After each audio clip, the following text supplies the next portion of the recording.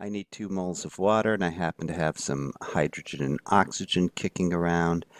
What should I mix? Well, let's come up with a balanced chemical equation. So hydrogen plus oxygen makes water.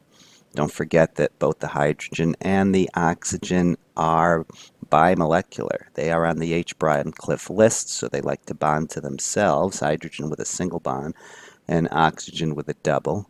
Include some phases to be nice and complete, and you should get a ratio of 2 to 1 to 2.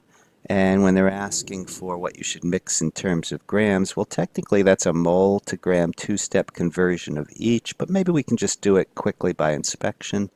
Each mole of hydrogen is 2 grams. We need 2 moles of it, so 2 times 2 is 4 grams of hydrogen.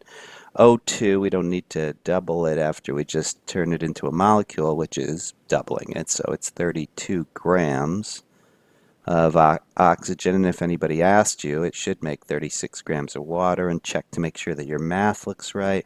2 times 18 is 36. Looks good.